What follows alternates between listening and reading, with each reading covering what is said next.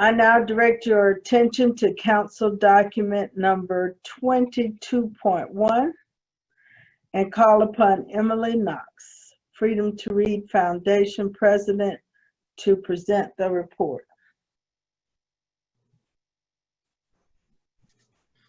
You might still be on break. I'm right here. Okay, Emily. Hello. Hi. So as president of the Freedom to Read Foundation, it is my privilege to report on the foundation's activities since the 2020 midwinter meeting. In preparing this report on the foundation's activities this spring, it feels like I became president of the Freedom to Read Foundation a lifetime ago. Our country has been going through so much since January. First, we grappled as individuals and institutions with the ongoing pandemic, and then came nationwide protests following the death of George Floyd and the outcry against police injustice and racial inequality. Throughout it all, the Freedom to Read Foundation has supported our human right to speak out. Without our support for protests in the midst of the stay-at-home orders, municipal governments would have gained legal authority to suppress the protests that came in the wake of the murders of Ahmaud Arbery, Breonna Taylor, and George Floyd. Our work with our allies in the civil liberties community has assured that everyone's voice is heard. It is my strong belief that in a social system steeped in white supremacy, patriarchy, homophobia, transphobia, and other bigotries, it is our right to freedom of expression that protects the rights of the marginalized. We would not be able to support Black Lives Matter without freedom of expression. Mayors, town councils, and boards across the country would be able to pick and choose which statements and actions they feel are appropriate, rather than upholding equal protection of the laws. First, just a quick summary of some of our activities.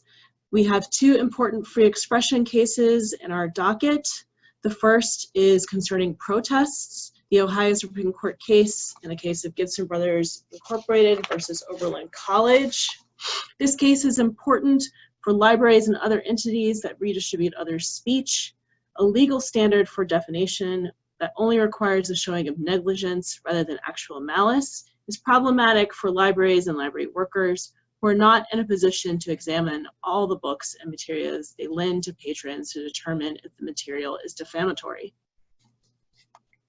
We also joined an amicus brief case in Bethany versus the state of Illinois, Bethany Austin, sorry, versus the state of Illinois.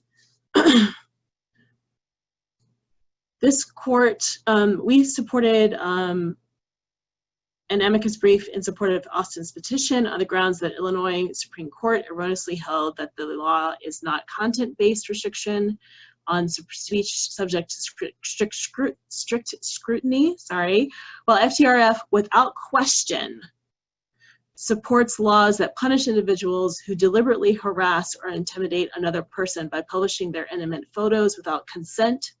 It opposes those laws that are written so broadly that they can be used to prosecute librarians, booksellers, and publishers, and others who distribute images that are newsworthy or educational.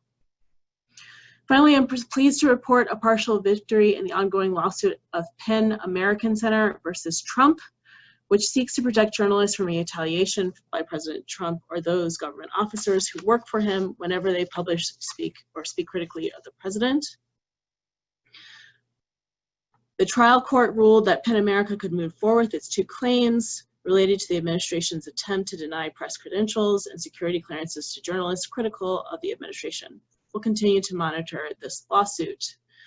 We joined in a number of advocacy efforts. For example, we asked for elimination of fees and charges for ebooks in prisons during the pandemic, to defend the right to protest during the pandemic, to protest our website's decision to remove a political cartoon critical of Donald Trump. Finally, we are still continuing our work in education, and I commend the report to you to find out more about what we are doing there. We offer 4 continuing education webinars for anybody that's interested in enhancing their knowledge of intellectual freedom and the First Amendment principles.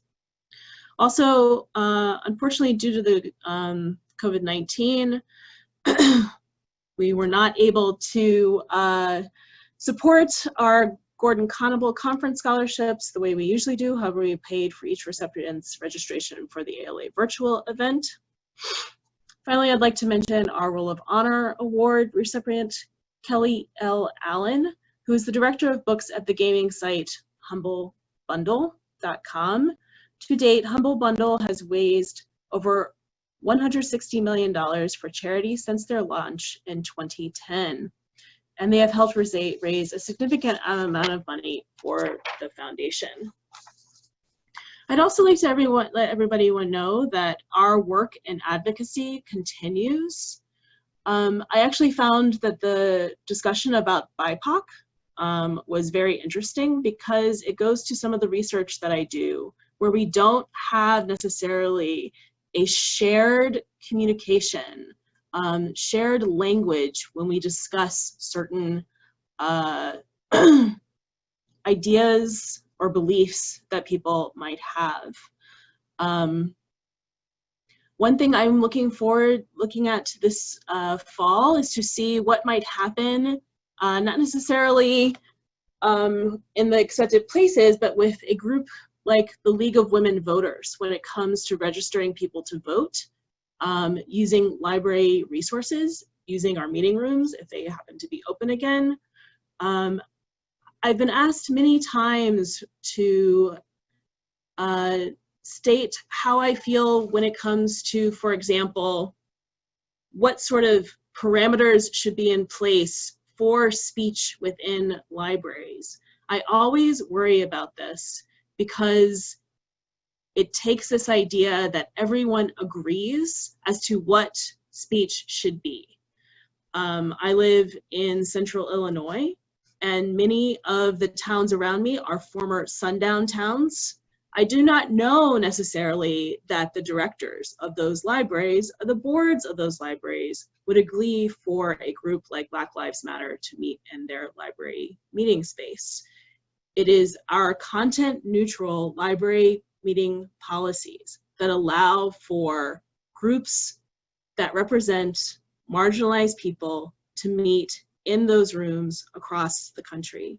This is part of the work that the Freedom to Read Foundation does. It is part of our job to advocate, to educate, and to join in litigation that protects the work of libraries. I urge you to join the Freedom to Read Foundation and to invite you. I also invite your organization or institution to join as an organizational member. It's $50 for personal membership, $100 for organizations. You can pay over time if you would like. You can also call to join. And visit us at our website at ftrf.org. Thank you, Madam President.